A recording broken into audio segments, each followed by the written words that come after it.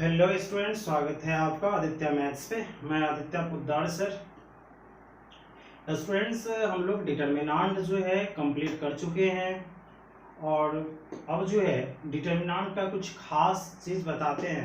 तीन चीज़, अगर दो डिटर्मिनांट्स है तो तुम उसको मल्टीप्लाई कर सकते हो। एक, अगर कोई डिटर्मिनांट दिया हुआ है उसका डिफरेंशिएशन कर सकते हो। कहोगे सर डिफरेंशिएशन क्या है? 11th में लिमिट के बाद पढ़े थे। उसके बाद अगर डिटर्मिनांट है तो इंटीग्रेशन कर सकते हो, इंटीग्रेट कर सकते हो, इंटीग्रल निकाल सकते हो। ये तीन चीज यहाँ पे पढ़ने वाले हैं और इससे बोर्ड में नहीं पूछा जाता एग्जाम क्वेश्चंस। जब भी पूछा जाता है तो ये तुम्हारा जेईई मेंस या एडवांस में पूछा जाता है इससे। तो चलो, ये तीन चीज टॉपिक है जिसको हम लोग देखते हैं। तो स्टूडेंट्स, जो भी इसको फर्स्ट टाइम देख रहे हो प्लीज उसको जाके सब्सक्राइब करो चैनल को, नोटिफिकेशन बेल को क्लिक करो, और जो भी पास्ट का वीडियो नहीं देखे हो प्लीज पहले उसको वॉच कर लो तब इसको देखना, क्योंकि थ्योरी पार्ट खत्म हो चुका है, ये एक्स्ट्रा चीज ही है। चलो देखते हैं। लिखना 1 नंबर में प्रोडक्ट ऑफ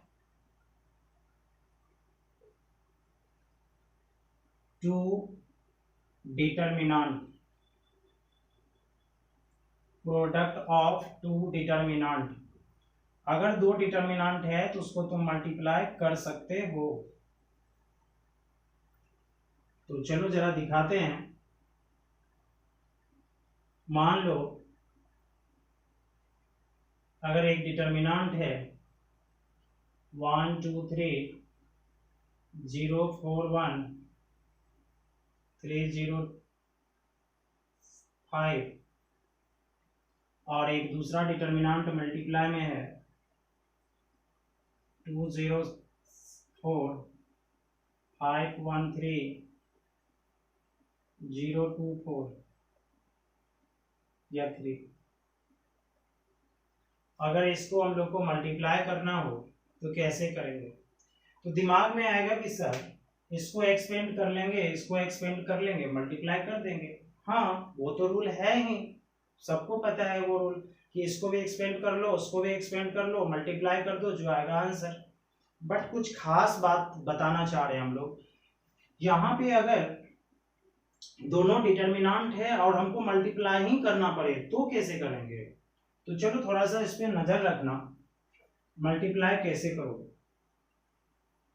थोड़ा ध्यान से। फर्स्ट डिटर्मिनांट में रो पर चलोगे, रो ROW, रो पर चलोगे। रो पर चलने का मतलब है, रो ये है फर्स्ट सेकेंड थर्ड, मतलब 1 2 3 पे चलोगे, फिर 0 4 1 पे चलोगे, फिर 3 0 5 पे चलोगे। किस पे चले? रो पे। सेकेंड डिटर्मिनांट में कॉलम पे चलोगे, मतलब 2 5 0 पे चलोगे, 0 1 2 पर चलोगे, 4 3 2 पर चलोगे। बात समझ में आ रही है? फर्स्ट डिटर्मिनांट में रो पर, सेकेंड डिटर्मिनांट में कॉलम पर चलना है। अब चलने का मतलब यहां हम क्या बता रहे हैं, ध्यान दो। एरो दे रहे हैं, ऐसे मान लो कि फर्स्ट में रो पे चल रहे हैं, सेकेंड में कॉलम पे चल रहे हैं। ओके, तो करना क्या है, यहाँ पे एक डिटर्मिनांट देना है, मल्टीप्लाई करना पड़ता है सारे एलिमेंट को, थोड़ा नजर रखना। 1 इंटू 2, 1 इंटू 2 कितना हो गया? 2। फिर प्लस 1 के बाद एरो किधर जा रहा है? रो पे बोले हैं ना, तो इधर जा रहा है, तो 1 के बाद आ गए 2 पे। और इसमें किस पे चलने बोले हैं? कॉलम पे। ध्यान दे रहे, इस पे रो पे, इस पे कॉलम पे, तो कॉलम पे ऊपर से नीचे। ठीक, तो 1 से 2 को मल्टीप्लाई किए 2, अब 1 के बाद आ गए 2 पे, 2 इंटू 5 हो गया 10, 3 इंटू 0 हो गया 0। फर्स्ट रो का एलिमेंट खत्म, तो समझो फर्स्ट रो का हो गया। फिर अब सेकेंड रो, तो क्या 1 2 3 से नीचे आए, तो यहां भी इससे नीचे आ जाएंगे। 0 से अब कहोगे सर किसको? पहले फर्स्ट रो को, अभी खत्म नहीं हुआ। 0 इंटू 2 0, प्लस 4 इंटू 5 20, इसमें इधर उसमें नीचे।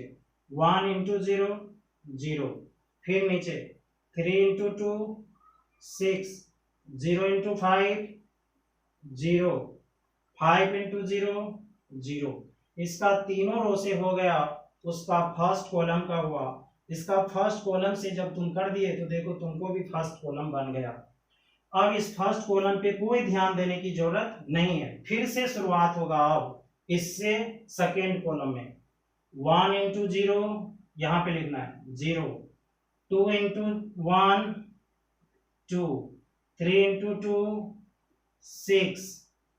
अब फर्स्ट रो हो गया ना, तो फर्स्ट रो बन गया। अब इससे 0 into 0 0, 4 into 1 4, 1 into 2 2, 3 into 0 0, 0 into 1 0, 5 into 2 10। थोड़ा प्रैक्टिस करोगे तो हो जाएगा, ठीक है। फिर सेकेंड कॉलम बन गया, सेकेंड कॉलम भूल जाओ। 1 into 4 4, 2 into 3 6, 3 into 3 9, 0 into 4 0, 4 into 3 12, 1 into 3 3, 3 into 4 12, 0 into 3 0, 5 into 3 15। अब तुम्हारा इधर सारा रो भी खत्म, उधर सारा कॉलम भी खत्म, तो तुम्हारा खत्म हो गया। बस इसको थोड़ा सा ठीक कर लो। 10 12 6 2 8, 9 15 19 20, 2 6 3 15 6 10 15 27। ये तुम्हारा डिटर्मिनेंट हो गया। तो अगर दो डिटर्मिनेंट को तुम मल्टीप्लाई करते हो तो इस तरह से मल्टीप्लाई कर सकते हो। थोड़ा सा प्रैक्टिस करना। अब मन में आएगा सर हम तो ऊपर में दोनों का लग करके इतना तो वैल्यू भी बता दिए होते। वैल्यू निकालना यहाँ जरूरी नहीं है, जेईई मेंस में तुमसे वैल्यू नहीं निकलने वाले ऐसे सब क्वेश्चन में। तुमको मल्टीप्लाई करना, वहीं से कुछ ना कुछ बात निकलेगा, ठीक है, ये ध्यान रखना। तो ये था पहला चीज, डिटर्मिनेंट का मल्टीप्लीकेशन। तो क्या खास बात था, फर्स्ट में रो पर चलोगे, सेकंड में कॉलम पे। इस वीडियो को 5 बार 4 बार जब तक नहीं समझोगे पॉज कर करके देखते रहना, रिपीट करते रहना और खुद दो डिटर्मिनेंट लेके मल्टीप्लाई करते रहना। ठीक, चलो मिटाते हैं।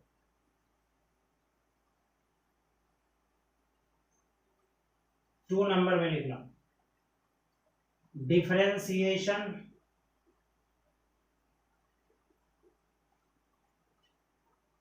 Of determinant. अगर कोई डिटर्मिनेंट दिया है तो डिफरेंशिएशन क्या होगा।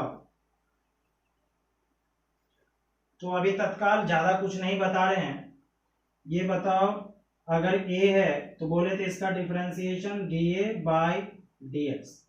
ठीक, इसका मतलब a का डिफरेंशिएशन किसके रिस्पेक्ट में, x के रिस्पेक्ट में। इतने याद रखो, इससे ज्यादा नहीं याद रखो। और दूसरा चीज बताए थे अगर fx है तो इसका डिफरेंशिएशन को लिखते हैं f डैश x। अगर fx है तो उसके डिफरेंशिएशन को क्या लिखोगे, f डैश x। अगर gx है तो उसका डिफरेंशिएशन g डैश x। तो आज से कभी भी मैथ्स में, ठीक, तुमको दिखेगा f डैश x, समझ जाना डिफरेंशिएशन है, g डैश x समझ जाना डिफरेंशिएशन है। बात समझ में आ रही है। तो याद रखना अगर f डैश x है तो fx का क्या है, डिफरेंशिएशन। g डैश x है तो gx का क्या है, डिफरेंशिएशन। ये ध्यान रखना। तो अगर हमारे पास एक डिटर्मिनेंट हो, चलो 3 ऑर्डर का लेते हैं। 3 ऑर्डर का एग्जांपल इसलिए ले रहे हैं, अगर 3 बन गया तो 2 तो ऐसे बन जाएगा ना स्टूडेंट्स। तो चलो माना कि a बराबर एक डिटर्मिनेंट है fx gx hx। और इसको देख के घबराना नहीं, ये fx gx hx क्या है, यहां कुछ भी हो सकता है, उसमें x है, x का एक्सप्रेशन है, x का फंक्शन है, ठीक है। यहां भी x, यहां भी x। अब जरूरी थोड़ी है तीनों जगह एक के x हो, डिफरेंट हो सकता है, इसलिए नाम डिफरेंट दे दिए। घबराना नहीं, 5 6 7 भी हो सकता है, तुमको क्या दिक्कत है। फिर यहां पे मान लिया ix jx kx lx mx nx, ये डिटर्मिनेंट मान लिए। कुछ बात अब बताना चाह रहा, दिमाग में चल रहा होगा कि सर सभी जगह गारंटी एक्स होगा क्या? अरे दो जगह नहीं भी एक्स होगा तो नंबर होगा। हम जब एक्स के लिए बना देते हैं तो नंबर के लिए तो ऐसे खत्म हो जाएगा। बात समझ में आ रही है? तो ये चीज ध्यान रखो, जो जनरल हो सकता है वो बता रहे हैं, और तुम्हारे दिमाग में जो चल रहा है वो पार्टिकुलर चीज चलता है। मतलब ऐसा होगा तो क्या होगा, जब हमेशा के लिए हो रहा है तो वैसा ऐसा के लिए भी हो सकता है, कोई दिक्कत नहीं है। तो इसीलिए हमने एक्स एक्स एक्स सब जगह डाल दिए। अब दो जगह मान लो 5 4 है, क्या दिक्कत है, ऐसे ही बनेगा। तो अगर ए का डिफरेंशिएशन कहें तो D A by D x. अब बात रहा सर इसका डिफरेंशिएशन क्या होगा, याद रखना पहले डिटर्मिनेंट देंगे, फर्स्ट रो का डिफरेंशिएशन करेंगे। किसका? फर्स्ट रो का। फर्स्ट रो का डिफरेंशिएशन करोगे, एफ एक्स का differentiation F dash X, G X का differentiation G dash X, H X का differentiation H dash X. Second row third row को कुछ नहीं करना, जस्ट का तस same, L X sorry I X J X K X L X M X N X. क्या समझे? First row का किए, सेकेंड थर्ड को कुछ नहीं किए। फिर प्लस, अब सेकेंड रो का डिफरेंशिएशन करेंगे, फर्स्ट थर्ड को कुछ नहीं करेंगे, तो F X G X H X, I का differentiation I dash X, J X का जे डैश एक्स, के का के डैश एक्स। डैश मतलब डिफरेंशिएशन, मतलब थोड़ा सा परिवर्तन होगा डिफरेंशिएट होकर के। एल एक्स का L dash X, M dash X, dot दे दो आई नजर आएगा। हो इसको सेम एन एक्स। तो फर्स्ट रो का सेकेंड थर्ड कुछ नहीं, कांस्टेंट समझ लो, मतलब सेम। फर्स्ट का छोड़ दिए, सेकेंड पे आ गए, सेम। फिर प्लस इस बार थर्ड का F X G X H X L X sorry I X M X N X I J K J X K X. उसके बाद एल एक्स तो डिफरेंशिएशन करोगे, L dash X M dash X N dash X. जरूरी नहीं कि L M N ABC कुछ भी हो सकता है, बस खाली तुम इतना दिमाग में रख लो, आज से कोई पूछेगा कि डिफरेंशिएशन डिटर्मिनेंट का कैसे करोगे, बोलना फर्स्ट रो का करेंगे, सेकेंड थर्ड को छोड़ देंगे। अब कोई कहेगा नहीं दो ऑर्डर का ही है, तो बोलना सेकेंड को छोड़ देंगे, थर्ड क्यों बोलोगे। फिर प्लस सेकेंड का करेंगे, रेस्ट को छोड़ देंगे, फिर अगले का करेंगे, रेस्ट छोड़ देंगे। मेरा बात सुन रहे हो, क्या कर रहे हैं, रेस्ट मतलब अगर 50 ऑर्डर भी है तो टेंशन नहीं है। फर्स्ट का किए रेस्ट सेम, सेकेंड का किए रेस्ट सेम, थर्ड का किए रेस्ट सेम, प्लस दे दे करके निकलते चलना। बट 3 ऑर्डर से ज्यादा नहीं मिलेगा, अगर 4 भी मिलेगा तो इससे कोई प्रॉब्लम नहीं होगी। तो वीडियो पॉज करके नोट कर लो, ओके। क्या एक एग्जांपल दिखा दो तुम लोगों को? चलो दिखाते हैं, बट अब डिफरेंशिएशन का फॉर्मूला तुम लोग याद रखे होगे तब ना। अगर फॉर्मूला याद ही नहीं होगा तो कहोगे सर क्या क्या लिख रहे हो आप। तो मैं पहले से बोलते आ रहा हूं, जो डिफरेंशिएशन 11th में पढ़ाया हूं उसको अच्छे से रिवाइज करते चलो, और अभी भी बोल रहा हूं। इसके बाद मैट्रिसेस स्टार्ट होगा, यानी मैट्रिक्स का प्लूरल मैट्रिसेस होता है, तो वो जब स्टार्ट होगा उसके बाद कंटिन्यूटी डिफरेंशिएबिलिटी पे जाएंगे, तो बिना लिमिट डिफरेंशिएशन का नहीं होगा। तुम लोग आधा आधा घंटा रोज आज से डिफरेंशिएशन लिमिट को पहले लिमिट को रिवाइज करना स्टार्ट कर देना, ठीक है। चलो एक एग्जांपल, माना ए बराबर sine x ten x log x 5x x x square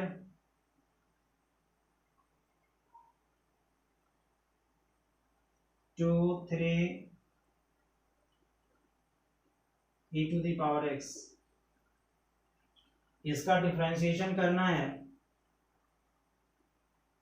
तो dA बाई डी एक्स बराबर होगा, ध्यान देना सर, फर्स्ट रो का डिफरेंशिएशन, साइन का डिफरेंशिएशन पढ़ाए थे cos x, tan x का sec square x, log x का 1/x। नहीं पढ़ाए थे log x का, 11th में नहीं था तो भी याद रख लो log x का 1/x क्या डिफरेंशिएशन। सेकेंड को कुछ नहीं करोगे, थर्ड को भी कुछ नहीं करोगे,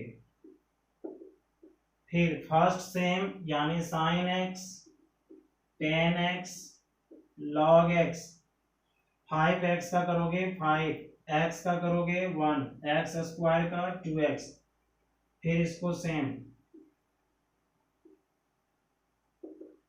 इस बार फर्स्ट सेकेंड सेम।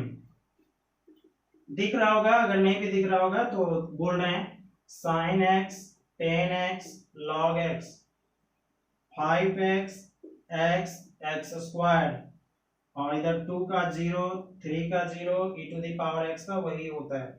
पता है ना कांस्टेंट का डिफरेंशिएशन क्या होता है, नंबर का डिफरेंशिएशन हमेशा 0 होता है, वो 4 हो 5 हो 10 हो 75 हो 1 करोड़ हो 10,000 हो 1/85 हो, सबका डिफरेंशिएशन 0, और e to the power x का वही होता है। ये सब 12th में पढ़ेंगे डिफरेंशिएशन चैप्टर में। अगर कुछ दिक्कत भी हो रहा होगा कि sir e to the power x का डिफरेंशिएशन कैसे, आ जाएंगे डिफरेंशिएशन चैप्टर में, मैट्रिक्स के बाद वहीं पे चलना है, कोई दिक्कत नहीं होगी। ठीक है, मिटा दें, चल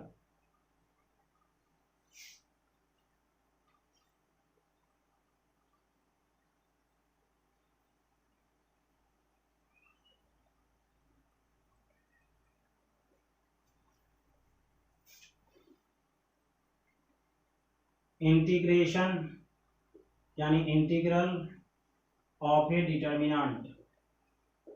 फिजिक्स में हो सकता है थोड़ा इंटीग्रल पढ़े होगे, हम लोग 12th में फर्स्ट वॉल्यूम में नहीं सेकेंड वॉल्यूम में जाके पढ़ेंगे, तो अभी टेंशन लेने की कोई जरूरत नहीं है, खाली बस लिखाना मेरा काम है, चूंकि डिटर्मिनेंट में है इसीलिए, और बोर्ड में नहीं पूछता, निश्चिंत रहो, बट लिखना है तुम लोग, ऐसा नहीं सोचना बोर्ड का नहीं है छोड़ देता है, ऐसा माना ये बराबर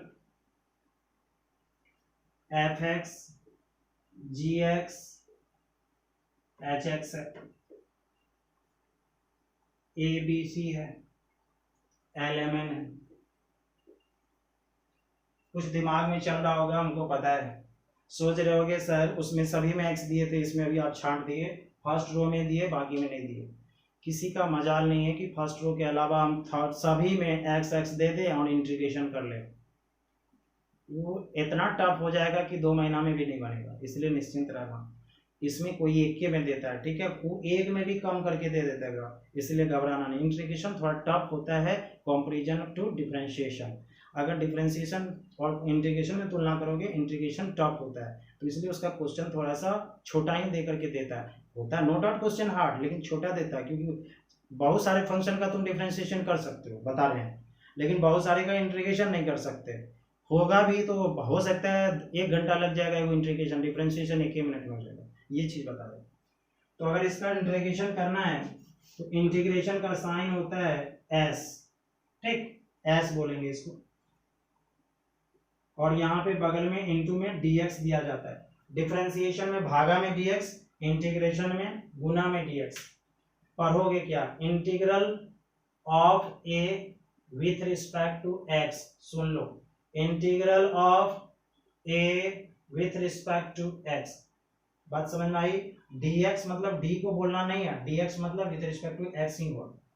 अब अगर इसका इंटीग्रेशन करना है स्टूडेंट्स, तो तुम खाली फर्स्ट रो का करना, integral of fx dx, integral of gx dx, integral of hx dx। अगर नहीं भी समझ रहे हो लिख करके रखो, इंटीग्रेशन चैप्टर में जाएंगे सब क्लियर कर देंगे, इस सब को कुछ मत करो, ए बी सी lmn,